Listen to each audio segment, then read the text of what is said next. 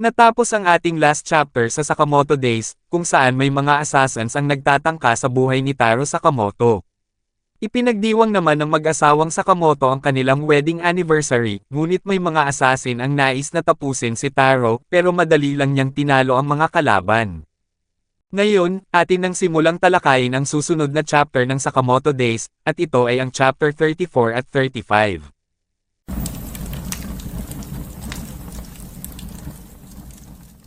Nagsimula ang chapter, kung saan may isang grupo ng banyaga ang dumating sa Japan. Sinabi ng kanilang leader na ito pala ang bansang Japan, sana ay maayos ang ating kagalang-galang na mistress, kailangan kong puntahan siya at agad na ibalik sa ating bansa. Inilipat ang scene sa isang restaurant, kung saan kumakain sina Sakamoto, Shin at Lo. Sinabi ni Lo, na Shin, tignan mo ito. Isa sa mga to ay isang normal na cola, at ang isa ay ang aking espesyal na cola blend. Huwag mong babasahin ang isipan ko. Pinili ni Shin ang cola na malapit kay Mr. Sakamoto, at nang inumin niya ito ay napangiwi siya. Sinambit ni Lo na mali ka. Ikaw ngayon ang magbabayad, Shin. Naiinis si Shin sa kanyang pagkatalo, habang sinaad ni Lo na ang mga family restaurant ay talaga namang masaya. Hindi pa ako nakapunta sa maraming ganitong klase ng lugar. Sinabi ni Shin, na pero meron naman nito sa bawat bansa, hindi ba? Sinambit ni Lo, na sa aming bahay, ang chef ang aming tagaluto kaya hindi ko alam. Sinaad ni Shin, na hindi nga, habang napaisip ito at sinabi sa kanyang sarili, na tama nga. Siya lang ang nag-iisang anak ng Triad family. Ang mga banyaga na nagpunta sa Japan ay pumasok sa restaurant habang sinambit ni Shin kay Lo, na balak mo bang makipagkita sa mga dati mong kaibigan sa mga darating na araw. Sinabi ni Lo, na gusto ko ang buhay ko dito, masaya at relaxed, hindi ko talaga trip ang gusto ng aking angkan.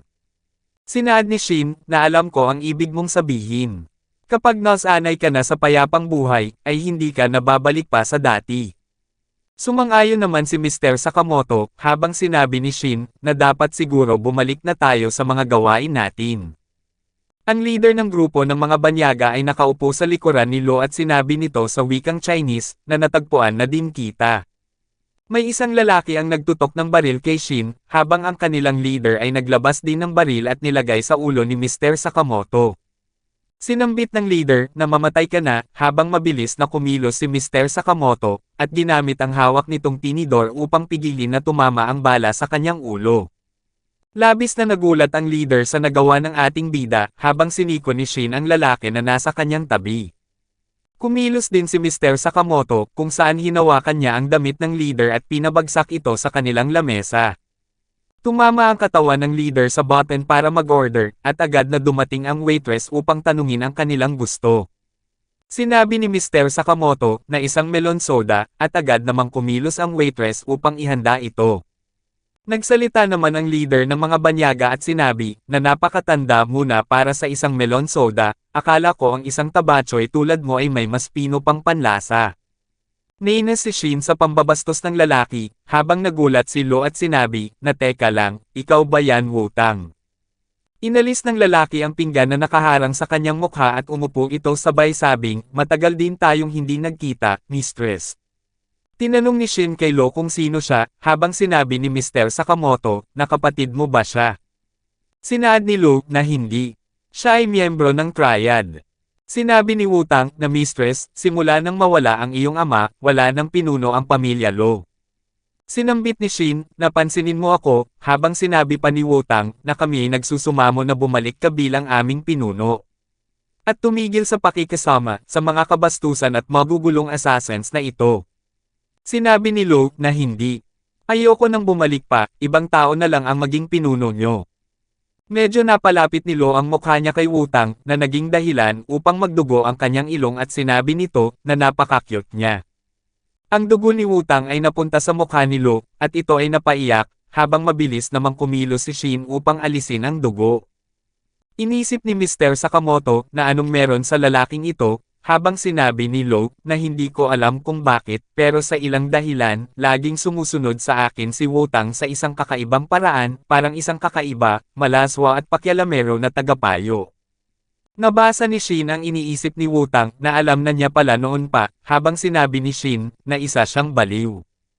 Sinaad ni Lu na gayon paman. Tapos na ako sa triad. Ngayon, isa na akong regular na empleyado sa Sakamoto's. Sinabi ni Wutang na naiintindihan ko, sa ibang salita, kung nais kong kunin ang aming mistress, ikaw ang magiging balakid. Taro Sakamoto, ang legendary na assassin. Sinambit ni Shin na hindi ko alam kung ano ito, pero kung kailangan natin makipaglaban sa lalaking ito, nandito lang ako. Lumayo naman si Wutang sa kanila at sinaad na hindi ako tanga para makipaglaban sa isang assassin ng walang armas.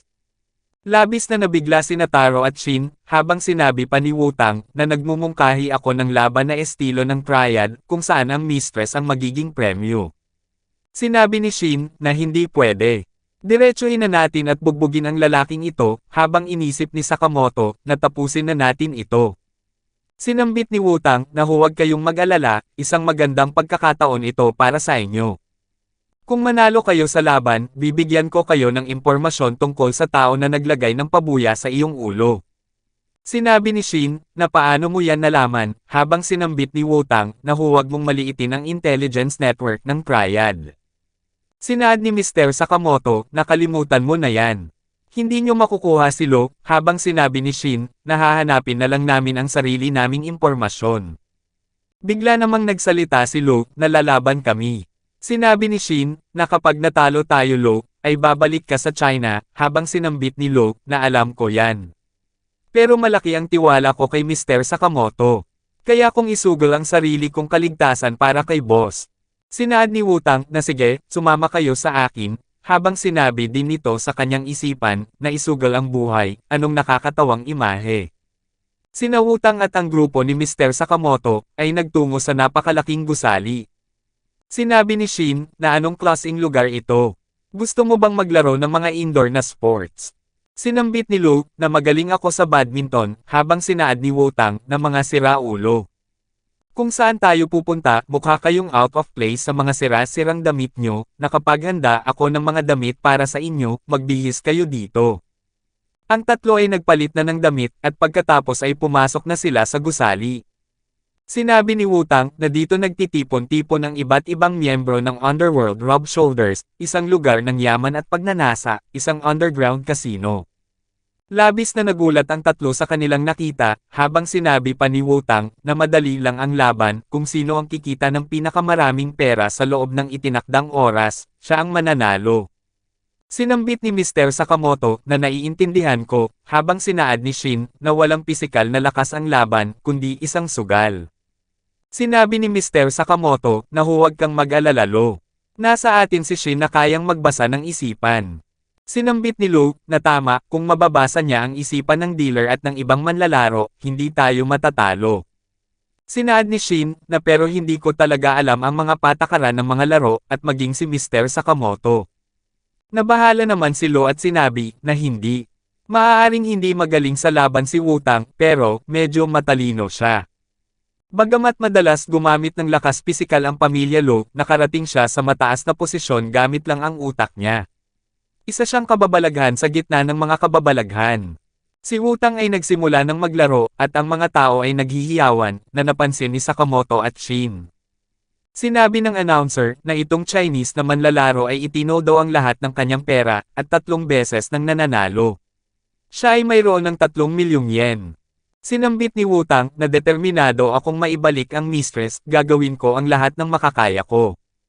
Labis na nababahala sina Mr. Sakamoto, Lo at Shin sa kanilang naririnig, habang sinabi ng narrator na ang misyon ay manalo ng higit na chips kaysa sa kalaban. Binuksan ni Shin ang case na kanyang dala at sinabi na pinalitan ko ang perang dala natin ng mga chips, gusto mo bang hatiin ito at tingnan kung gaano karami ang makukuha natin? Sinabi ni Lu na dapat pala ay dinala ko ang aking debit card. Si Mr. Sakamoto ay mayroong 1,500 chips, habang si Lo at Shin ay mayroong tig 1,000 chips.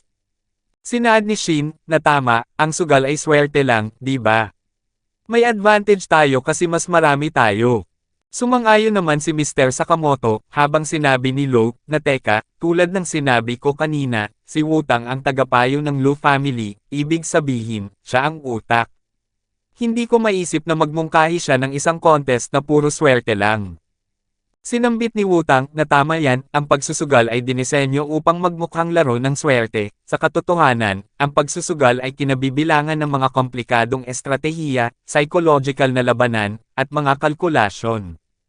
Hindi tulad ng mga assassins, kami sa Triad ay hindi nabubuhay sa mundo kung saan maaari naming basta ipagkatiwala ang aming buhay sa swerte. Labis na namangha ang mga tao kay Wutang dahil muli na naman itong nanalo. Lalong nangamba si Shin sa pagkapanalo ni Wutang habang sinambit ni Luke na hindi dapat tayo sumang-ayon dito. Nagsalita naman si Mr. Sakamoto na pareho lang sa assassins, sa bawat mundo, ang unang mamamatay ay yung mga tao na nagtitiwala lang sa kapalaran. Sinabi ni Wutang na ganun ba? Kung ganoon ay ibigay mo ang lahat ng iyong makakaya, Sakamoto. Tignan natin kung ano ang kaya mo. Nagpatuloy na ang mga magkalaban sa kanilang mga binabalak habang sinabi ni Shin na ang problema, hindi ko pa rin alam ang mga patakaran at iniwan ko ang phone ko nang magpalit tayo ng mga damit. Inisip ni Luke na ang kasino na ito ay may tatlong uri ng laro ng baraha. Mahalaga ang swerte sa baccarat at blackjack kaya't hindi na natin iyon kailangang subukan dahil malas ka. Ang mga kakayahan mo ay pinakakapakipakinabang sa poker. Pero hindi ka mananalo sa poker kung hindi mo alam kung paano ito laruin. Si Shin ay nagsimula ng maglaro at sinabi na susubukan ko na lang at aalamin ko habang tumatagal. Inisip ng mga kalaban na hindi ko pa siya nakikita at mukhang baguhan lang siya, parang empleyado lang ng murang convenience store ang batang to, papatulan ko tong tanga na to.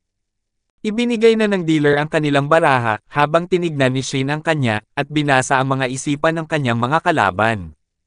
Ang dalawa ay itataas ang kanilang taya habang ang isa ay lalaban.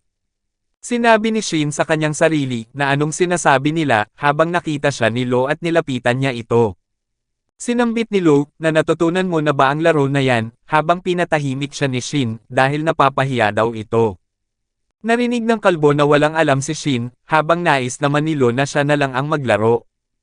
Hindi naman pinahintulutan ni Shin si Luke at aksidenteng naipakita niya ang kanyang baraha na ikinagulat ng kanyang mga kalaban. Sinabi ng kanyang mga katunggali sa kanilang isipan na may ace at king yung batang yun. Straight ba ang hawak niya? Hindi natin kayang talunin yan, anong gagawin natin? Kanina pa natin gustong lokohin yung bata. Sinabi ng kalbo sa kanyang isipan na tatakutin ko siya at sinambit na ang malas mo. Ang aking baraha ay mas malakas dyan. Sinaad ng isa na kung gusto mo nang sumuko, ay hahayaan ka lang namin. Napangiti si Shin dahil nabasa niya ang mga isipan ng kanyang mga kalaban at sinabi na itotodo ko ang lahat ng meron ako. Si Shin ay nanalo ng 1,200 at sinabihan niya ang dealer na bilasan ang pagbabalasa. Inilipat naman ang scene sa roulette table kung saan naglalaro si Mr. Sakamoto. Nagtira ng isang chip si Mr. Sakamoto, at ang natitira niyang chips ay itinaya niya lahat sa kulay red. Sinaad ng dealer sa kanyang isipan na siya pala yung mataba na binanggit ni Wutang, pasensya na, pero ang mga roulette wheels ay may mga magnet, ako ang kumokontrol kung saan pupunta ang bola.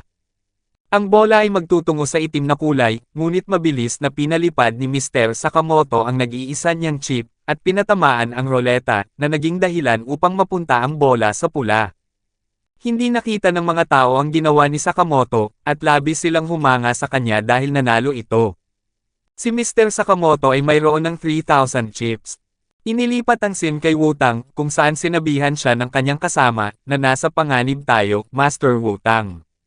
Tumataas ang mga chips nila. Baka dinadaya na nila tayo. Sinaad ni Wutang na wala akong pake. Hayaan nyo lang sila. Inaasahan ko ang ilang uri ng panlilinlang. Si Wutang ay naglalaro ng blackjack at labis na napapahiyaw ang mga tao dahil sa sunod-sunod siyang nananalo. Ipinakita ang nakaraan ni Wutang kung saan siya ay ginugulpi ng dalawang kalalakihan.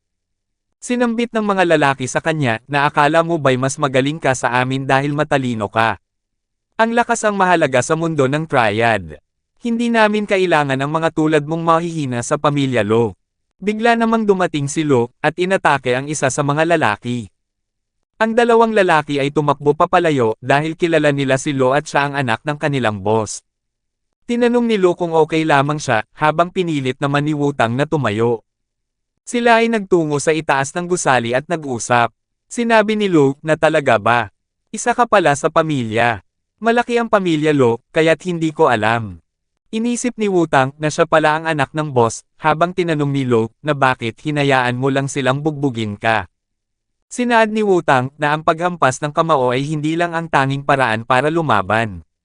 Sa ganitong pagkakataon, mas makakapagbigay ako ng mas malaking pinsala sa kanila, sa pamamagitan ng pagpaparusa sa kanila ng organisasyon balang araw. Sinabi ni Wutang sa kanyang sarili, na isang napakaduwag na rason, habang sinabihan siya ni Lo, na napakatalino mo pala. Sinambit ni Wutang, na oo, pero wala namang silbi sa akin yan sa mundong ito. Sinaad ni Lo, na alam mo ba ang sabi sa akin ng aking ama? Ang lahat ay mayroong kanya-kanyang katangian. Hindi kailangang pareho ang iyo sa iba. Ang iyong kalakasan ay ang iyong utak. Sinabi ni Wutang sa kanyang sarili na ito ang unang pagkakataon na may nagbigay ng papuri sa akin. Napagtanto ko na ayos lang ako kung sino ako. Nagpa siya akong umakyat sa tuktok gamit ang sarili kong paraan upang balang araw ay makatayo ako sa tabi niya. At ilang taon ang lumipas, itinuring na ako ng utak ng organisasyon. Mas marami akong utang na loob sa Lo family kaysa sa kaya kong bilangin. Ano man ang nagbabanta sa kaligtasan ng batang mistress, aalisin ko ito. Ibinalik na ang scene sa kasalukuyan, kung saan tapos na ang kanilang laban. Si Wutang ay nakakolekta ng 87,630 chips, at ang grupo ni Mr. Sakamoto ay nakakolekta din ng kaparehong chips ng kay Wutang. Sinabi ni Lo, na masaya ako na hindi tayo natalo, habang tinanong ni Mr. Sakamoto, na maaari na ba kaming umalis. Kumuha ng baraha si Wutang at sinambit, na wala pa ring panalo. Tapusin na natin ito sa isang round ng poker. Sinabi ni Shin, na hindi pa ba yun sapat, habang sinaad ni Mr. Sakamoto, na hindi ko alam ang rules ng poker, hindi ko talaga naintindihan. Sinambit ni Wutang, na anong laro ang alam niyong laruin. Sabihin nyo lang at haharapin ko kayo. Sinaad ni Lo, na alam ko na. Ang old maid na lang. Sila ay umupo na, habang sinabi ni Wutang, na magdadagdag ako ng 2 sa mga tao ko para maging pantay, madali lang ang mga rules, ang team na may hawak ng old maid sa dulo ng laro ang matatalo. Natuwa naman si Shin dahil madali lang ito, habang sinabi ni Sakamoto, na lagi naming nilalaro ito ng aking pamilya noon. Sinabi ni Shin sa kanyang isipan na madali lang ang old maid para sa akin, may kakayahan akong magbasa ng isip ngayon, talagang mapapahanga sa akin si Mr. Sakamoto. Tingnan natin, sino kaya ang may old maid? Siguro yung pinakamalungkot o pinakanababahala. Nakita ni Shin si Lo na umiiyak, at inisip nito na nasa kanya ang old maid, habang nasira ang salamin ni Mr. Sakamoto dahil sa pagkabahala. Dito na natatapos ang chapter 34 at 35 ng Sakamoto Days. Paki-like and follow naman po ng ating Facebook page, nasa description po yung link. Muli huwag kalimutang mag-like, comment, share at subscribe sa ating channel. Salamat.